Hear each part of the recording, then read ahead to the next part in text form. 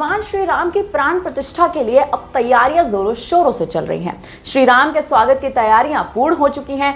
देश विदेश से आमंत्रित भक्तों को पहुंचने का सिलसिला भी अब शुरू हो गया है। लेकिन इसी बीच अयोध्या पर पापियों की नजर है। वो अयोध्या को दहलाने की साजिश रच रहे हैं। इसीलिए जांच एजेंसियां और सुरक्षाकर्मी भी मुस्तैद हो चुकी हैं और इसी क्रम में जांच एजेंसियों के हाथ एक बड़ी सफलता भी लग चुकी है। दरअसल खालिस्तानी पन्नू हो या फिर पाकिस्तान, दोनों ही अयोध्या की इस जगमग को बर्दाश्त नहीं कर पा रहे हैं और वो इस भव्य आयोजन में खलल डालने की कोशिशों में लगे हुए हैं। खबर है कि प्राण प्रतिष्ठा से पहले उत्तर प्रदेश की आंतकरोधी शाखा एटीएस ने बड़ी कार्रवाई की है। एटीएस ने 2 लोगों को गिरफ्तार कर लिया है।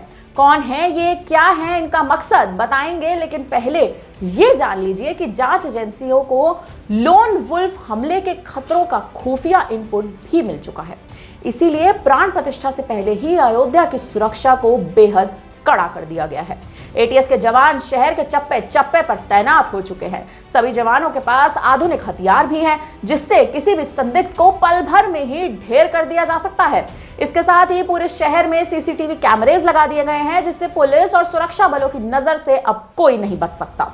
आपको बता दें कि शहर में अभी पुलिस और अर्धसैनिक बलों के 11,000 जवानों को तैनात किया गया है, जो चप्पे चप्पे पर हर हरकत पर नजर बनाए हुए हैं। वीआईपी सुरक्षा के लिए 3 DIG, 17 SP, 40 ASP, 82 DSP, 90 inspector के साथ 1000 से ज्यादा कांस्टेबल्स और 4 कंपनी पीएससी की तैनाती की गई है। अयोध्या धाम में ATS, STF, PSC, UP SSF समेत यूपी पुलिस ने मोर्चा संभाल लिया है।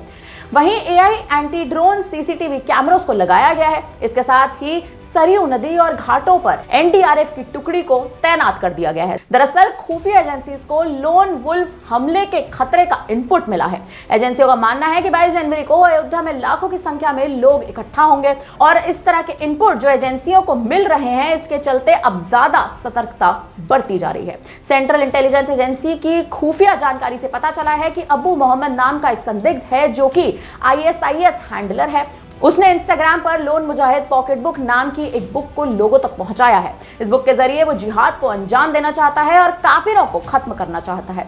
इस बुक में खड़े किए गए वाहनों को आग लगाने, सड़क दुर्घटनाओं को अंजाम देने, इमारतों को ध्वस्त करने और आईईडी और रिमोट कंट्रोल और विस्फोटों के साथ घातक विस्फोटक तैयारी करने सहित भयावह तरीकों की डिटेल्स में जानकारी दी गई है। एक अधिकारी ने बताया कि अल कायदा लोन मुजाहिद पॉकेट बुक पहली बार 2013 में पब्लिश हुआ था और इसके बाद से अल कायदा ने ऑनलाइन प्रचार के माध्यम से लोन वुल्फ आतंकी को सुविधाजनक बनाने के इरादे से इसके कई एडिशंस पब्लिश किए थे। इस पॉकेट बुक में जो कुछ लिखा है, उससे कोई भी शख्स बम बना सकता है या समाज में अशांति फैला सकता है। इस बुक का उद्देश्य है कि जो भी रेडिकल माइंड स्टेट के लोग हैं, खासकर लोन वुल्फ, उससे मदद मिल सके।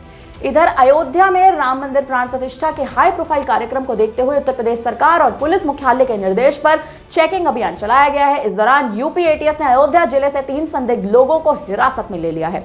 यूपी के डीजी लॉ एंड ऑर्डर ने बताया है कि इन संदिग्ध से पूछताछ की जा रही है।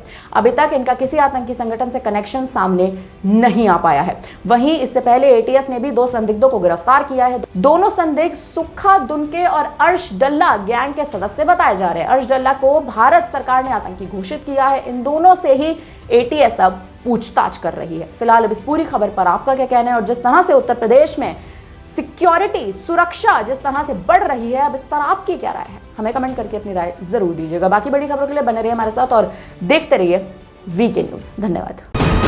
वीके न्यूज, राष्ट्र के नाम।